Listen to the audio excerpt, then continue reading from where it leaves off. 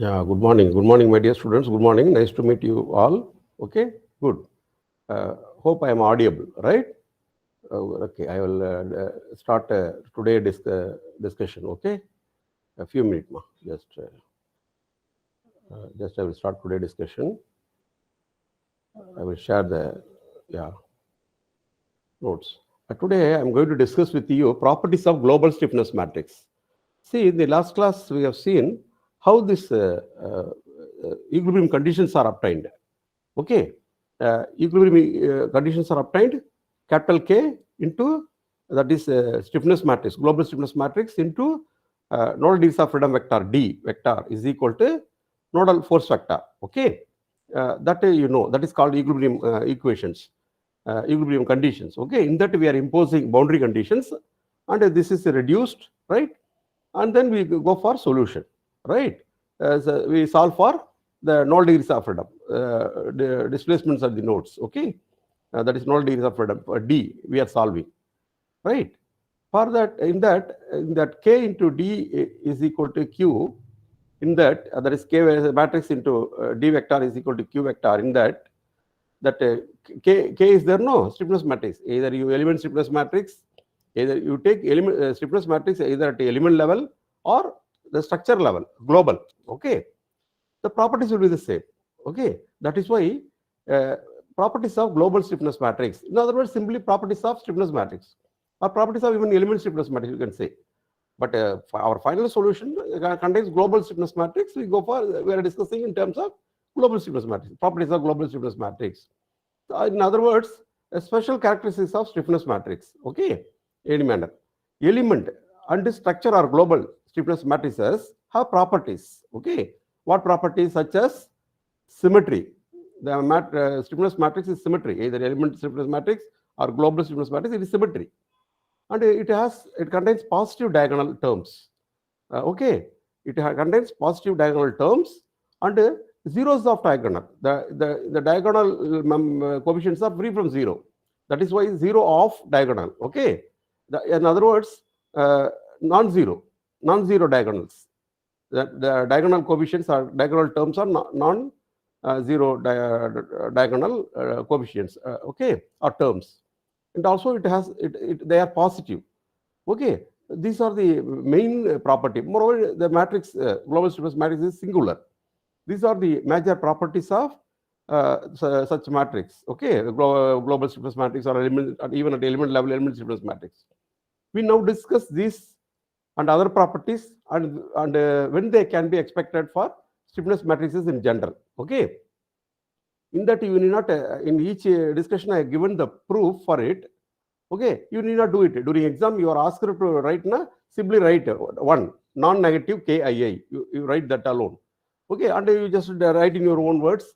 It will be contain just now I told you no. The diagonal terms are non-negative until they are non-zero coefficients. More than sufficient. If you write that 2 points, sufficient. Okay, but you have to give this heading non-negative KII. Okay, even it can be proved easily. Suppose the say a problem has only single degree of freedom. Okay, uh, now K into D, how do you write? K into D equal to QI. Here RI is written, no problem.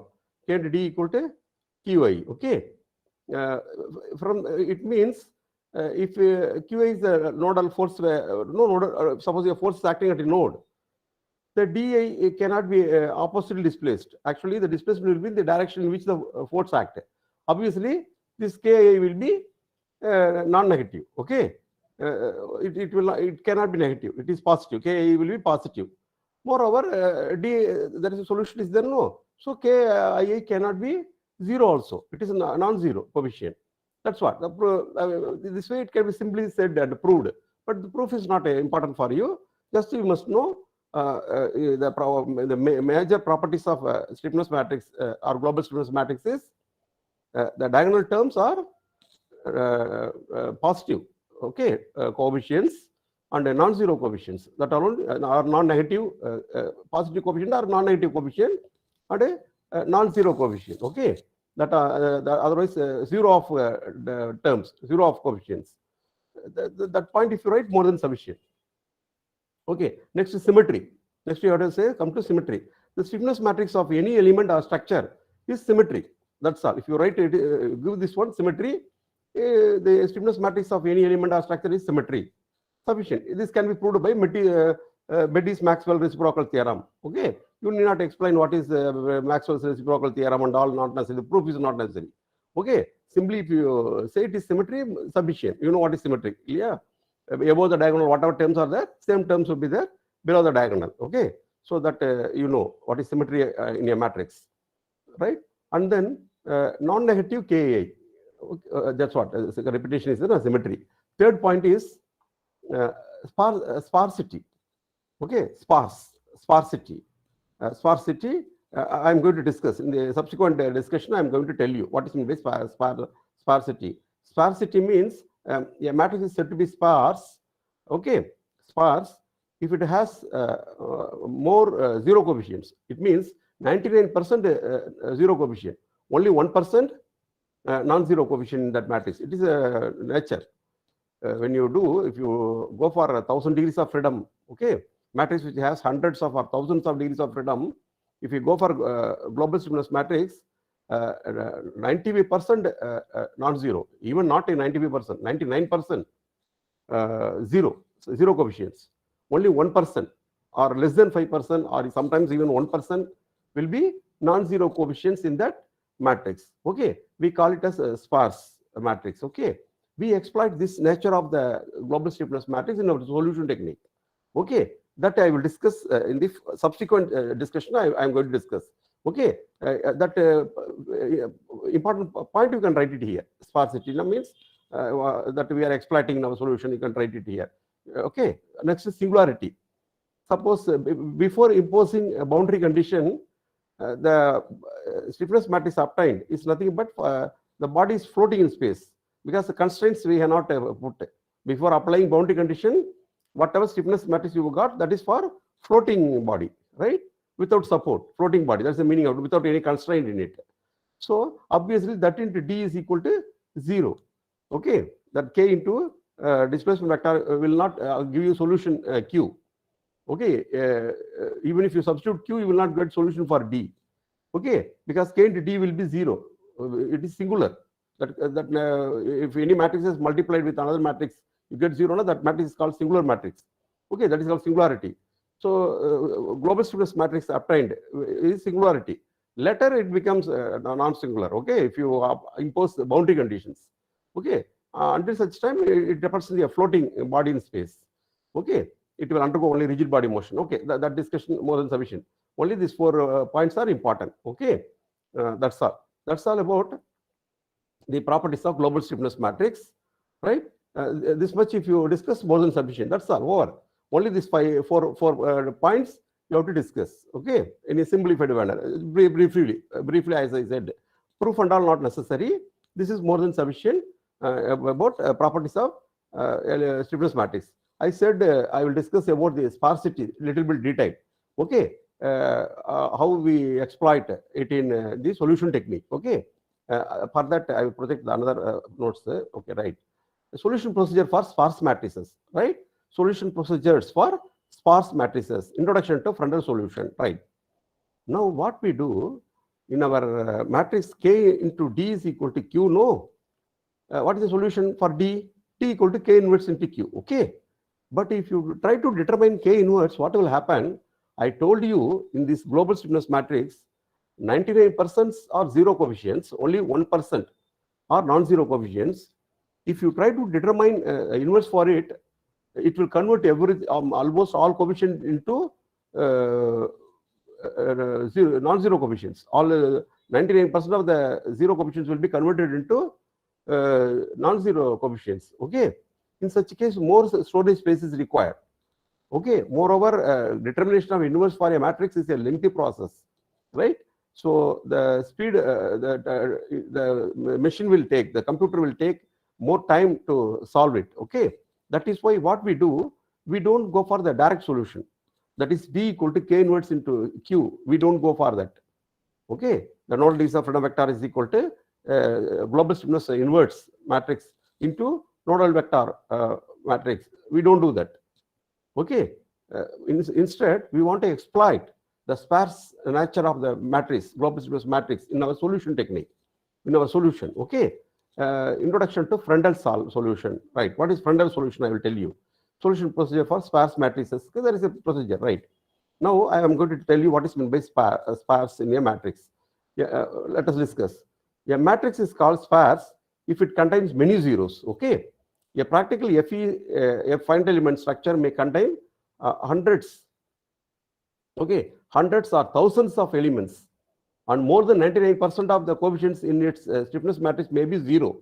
Okay, to avoid storing and processing vast number of zeros in K, please see here, to avoid storing and processing vast number of zeros in K, general purpose software uses special storage formats and algorithms adapted to these formats. Okay, some special storage formats the general purpose software uses. Okay, how? By exploiting the sparse nature of the matrix.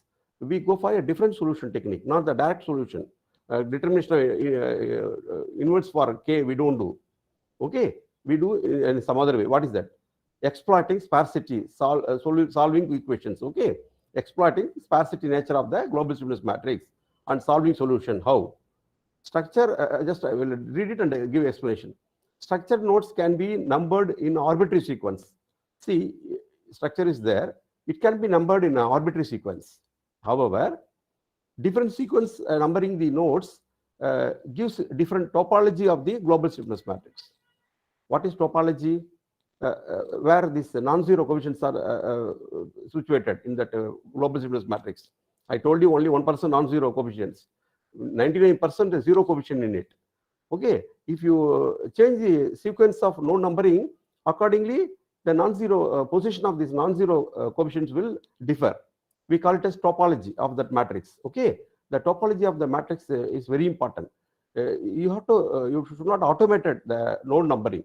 The node numbering should be done manually. Okay, so as to get desired topology of the global stiffness matrix. It requires only less storage space. How? I will tell you. Structure nodes can be numbered in arbitrary sequence. A different sequence produces a different topology of the structure matrix. Okay, the structure matrix is global stiffness matrix. Okay, that is coefficients are assigned to different locations in the array. Obviously, that it means what? That is coefficients are assigned to different locations in the array. Okay, we seek a topology that favors compact storage and rapid solution of the structural equations. Okay, so we seek a topology. We want a topology that favor, okay, compact storage space and a rapid solution of the structural equation, the equilibrium equation. Structural equation means global equations. No, the equilibrium equation is called structural equations. So the solution should be rapid. Accordingly, we want it. That's why it is necessary to number the nodes manually. Okay, an experienced person will do it. Who solved several structural problems in finite element software can able to do that manner. Okay, for example, in FEA coefficient, just see here. For example, in FEA, coefficient matrix K is a stiffness matrix. Okay, coefficient matrix K is a stiffness matrix. Okay, a large coefficient matrix is likely to be sparse. Same discussion, with perhaps less than one non-zero term for every 100 zeros. That's what 1% non-zero, remaining 99% zero. Very no doubt. The number and the locations of non-zero terms in K is called the matrix topology. That's what the number and location of non-zero terms in a K, capital K, is called the matrix topology. Okay, because K inverse is full. See, that's what, because if you try to determine K inverse is full, even when K is sparse, even K is sparse, it means 99% are non-zero, zero coefficients. If you determine K inverse, many zero become non-zero. Okay, formal inversion to obtain, the formal inversion to obtain D equal to K inverse Q is not a practical solution method. It's not a practical solution method. We don't prefer it because that requires large storage space, and the speed will not be that much. Solution will not be quick. Okay, so the solution will consume more time. Okay, it should not be speed or quick. What is that word used here? rapid. The solution cannot be rapid. That is why we don't, the practical solution method, determination of K, that is D equal to K inverse Q is not a practical solution method. Okay, so numbering and sparsity, just some discussion. Consider the structure in figure. Some structure, okay, in figure, which consists of two node elements that may be represent beam element. Okay, it's a two node element that may represent a beam element. For the node numbering of figure A, okay, and B respectively, we obtain structure matrices. See, I have a say some element. Okay, here we have numbered it, right?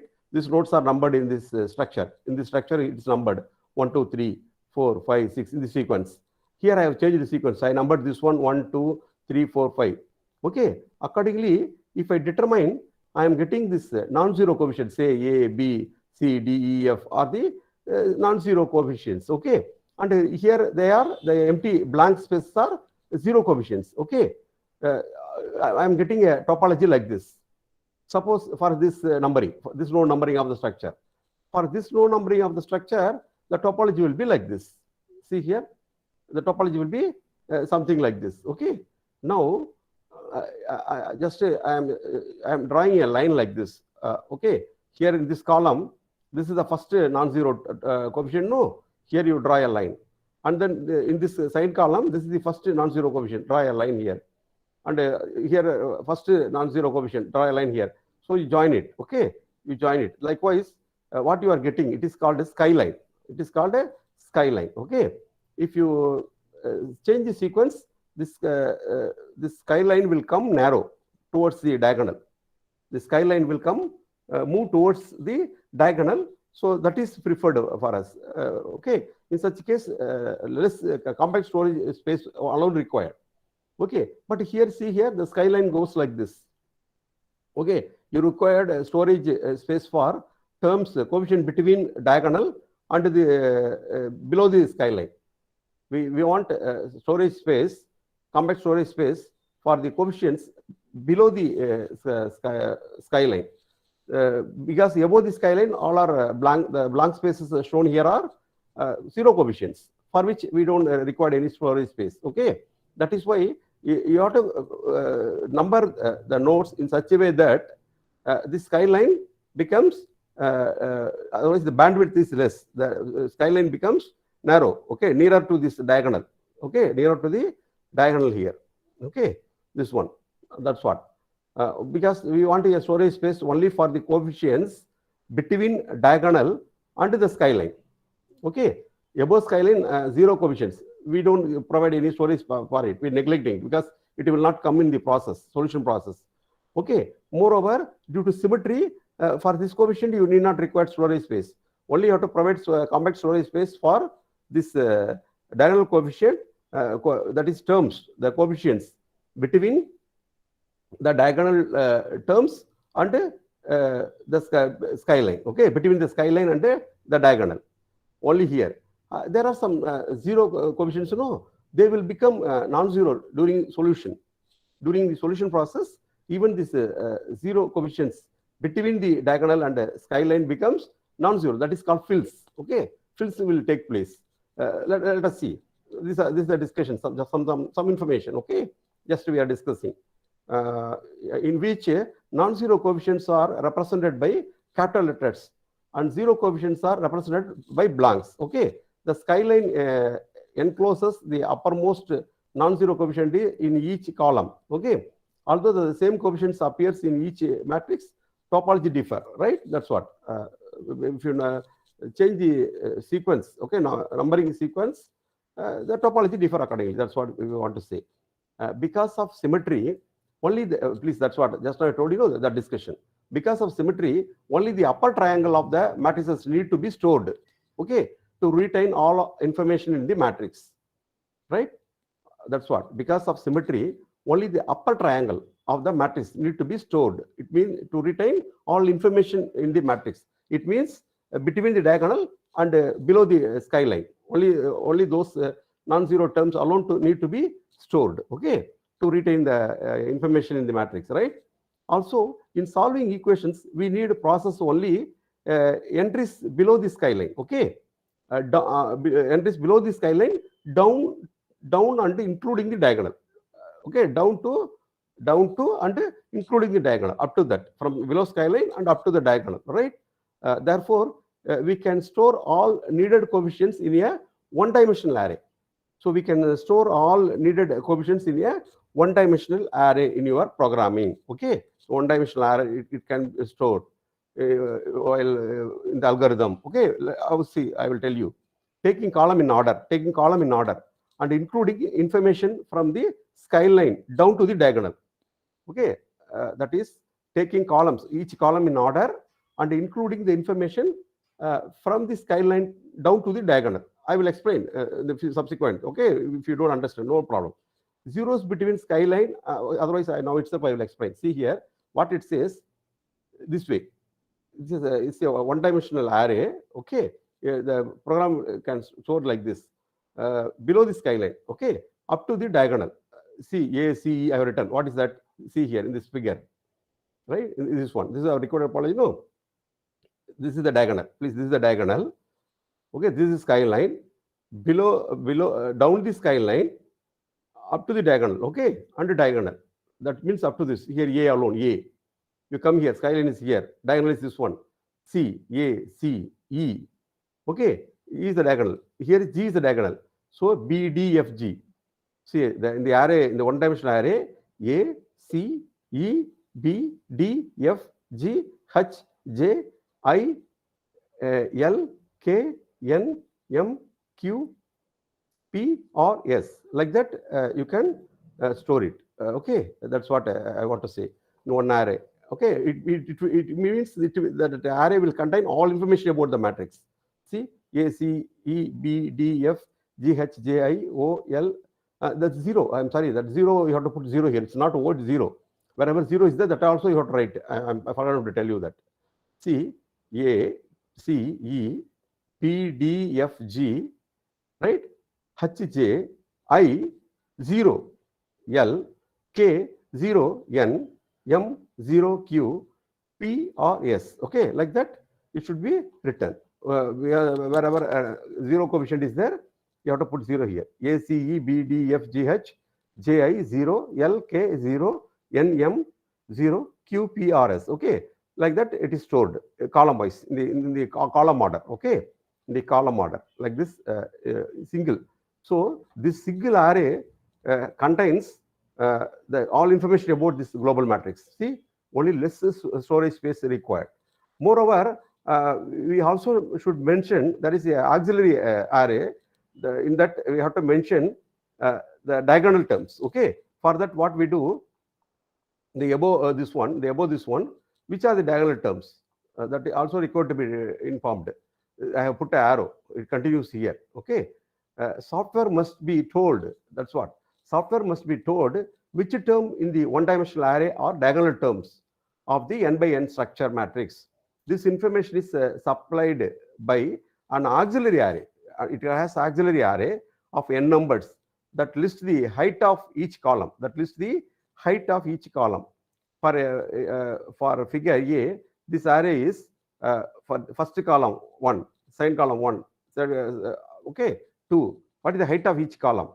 The third one is fourth. Height is 4 terms. There are 4 coefficients in the fourth column, and only 2 terms are there in the fifth column, and 3 terms are there in the remaining columns. How? I will show you here.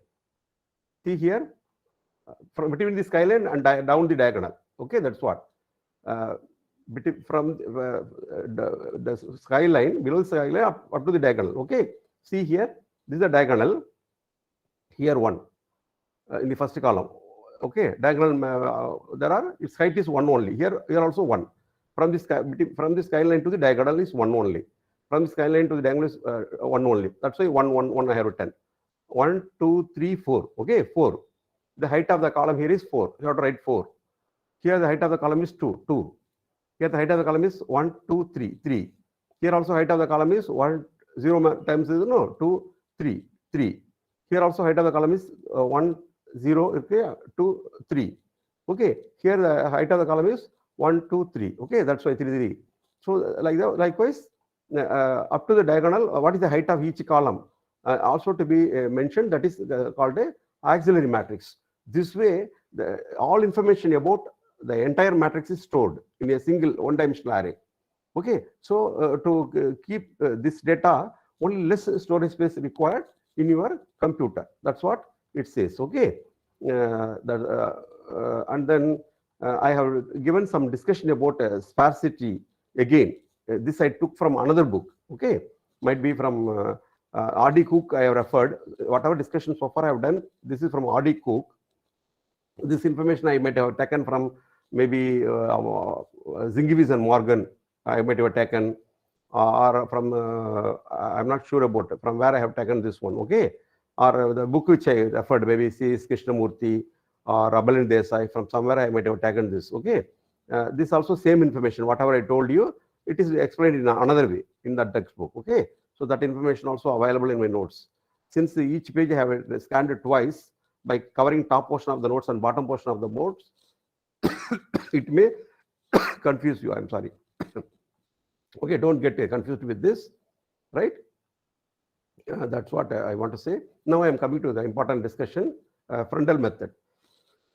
Excuse me, few minutes, just here. Sorry, ma.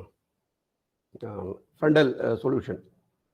That is Frundle method or Frundle solution, Frundle solver. What it means. Sometimes you will be asked to explain. During exam, I have seen some question paper. That is why. Okay. A direct solver such as Gauss elimination. 1 minute. Just.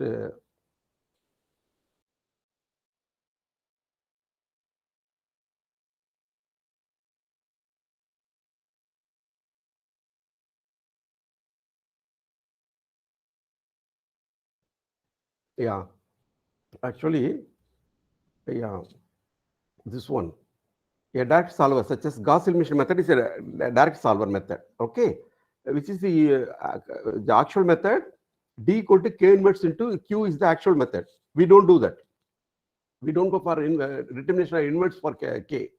Instead, we go for a direct solver method. Okay, direct solver such as Gauss elimination method is one such method that I am going to discuss in the next class. Okay, Gauss elimination method, that is back substitution method. We are going to discuss in the next class. The solution technique. Okay, the direct solver such as Gauss elimination does not require that the global matrix K be assembled before starting to solve equations. That's what very important.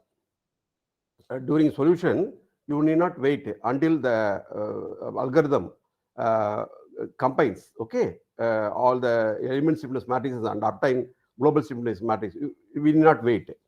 Instead, steps of assembly can alternate. Please listen here. Steps of assembly can alternate with steps of solution. If you element stiffness matrices are assembled, immediately solution can be obtained. Okay, and then the steps will be alternate. Assembling of element stiffness, few element stiffness, some required number of element stiffness, and then solving, and then assembling element stiffness, solving. Likewise, the solution will be alternate. That is called Frundle solver, Frundle solution. Okay, you need not assemble all the element stiffness matrices and then obtain the global. Then you going for solution. No need. Okay, that's what steps of assembly can alternate with steps of solution. When enough elements have been assembled, to complete the initial portion of the global matrix, okay, listen carefully, when enough elements have been assembled to complete the initial portion of the global matrix, solution begins, okay. Then temporarily ceases when more of the matrices must be built by assembly, okay. Phases of partial assembly, please see here, phases of partial assembly and partial solution alternate until the entire system has been assembled and solved. That's what phases of partial assembly and partial solution alternate. Okay, they alternate. Okay, alternate until the entire system has been assembled and solved. Okay, that's what names associated with this way of arranging the calculation are called a Frundle method or wave front method, because in the graphical representation you can see some wave going. when the solution is taking place, you can see in the graphical output of the software some wave movement. Okay, that's why it's called wave front method. Okay, frontal. Okay, arranging the calculation or frontal method because the degree of freedom currently active in assembly and the solution can be visualized as a wave or friend that passes through the structure. Okay, it's written here. Why it is called wave front? Because the degrees of freedom currently active in assembly and solution can be visualized as a wave. The reason here, because the degrees of freedom currently active in the assembly and the solution can be visualized as a wave or friend that passes over the structure as the assembly solution alternation progresses. Okay, when wave front is used to indicate size, okay, this discussion and all not necessary for you. Okay, you should know what is frontal solution. It's alternative, alternate of assembly and solution. Okay, you need not wait until all element stiffness matrices are assembled and the global stiffness matrix is obtained. No, only the sufficient number of stiffness, okay, global stiffness matrix is assembled immediately followed by solution. Okay, and then assemblage, solution, assemblage, solution, like that. It's alternate. Okay, the process alternate. That is called frontal solver, wave front. Okay, frontal method, wave front method. That is possible by method like Gauss elimination method, back substitution method. I will tell you that. Okay, equations are processed depends on element numbering, not node numbering. So we seek an effective numbering sequence for elements also. Okay, actually, in order in which equations are processed, another thing I told you, frontal solver. Okay, alternate of assembling solution, alternate of assembling solution. This order is in which equations are processed. The order in which the equations are processed depends on element numbering also, not node numbering. Okay, so we seek an element numbering sequence for element. So not only node numbering, the element numbering also very important. Accordingly, the frontal solver will the rapid will be the solution. So you should not automate element numbering. Element numbering also to be done manually in a desired way, so as to rapid this frontal solution. Okay, that and all come by experience. Okay, person. And then I discussed here some advantages of frontal solver and disadvantages of frontal solver. Just I will show you. It's not important. Okay, we can leave it. You must know what is frontal solver, right? Because this are all available in textbooks. So at that time I copied, right? So disadvantage of frontal solver not necessary, right? With that I will finish today's discussion. I told you something about this. Today we have seen the properties of global stiffness matrix. One of the main properties of global stiffness matrix is that sparse nature of the topology, how it is being exploited in our solution technique. So what is the frontal solver? We don't wait until we don't go for direct solution to that equation KD equal to Q. We don't try to determine inverse for the global stiffness matrix. Our solution also a frontal method, a frontal solver. It means we don't wait until all element stiffness matrices are assembled and obtained global stiffness matrix obtained. Until that, no, some required amount of one required number of equations once obtained, the solution. Okay, that's the alternate assembling solution. That process alternates assembly solution. We call it as frontal solver. Like that way, we obtain solution. One of the frontal solver method is the Gauss elimination method or back substitution method that I am going to discuss with you in the next class, subsequent class. Okay. Okay. With this, I will finish today class. Later, you play the video and understand once again. Okay. With this, I will finish today class. Right. That's what I told you already. This one, right? We'll see. Thank you. Most all of you are attending. Very nice. Okay, very good. All of you are available, right? Very good. Very good. So you are attending. Nice. I will stop recording. You want to discuss anything? We can discuss.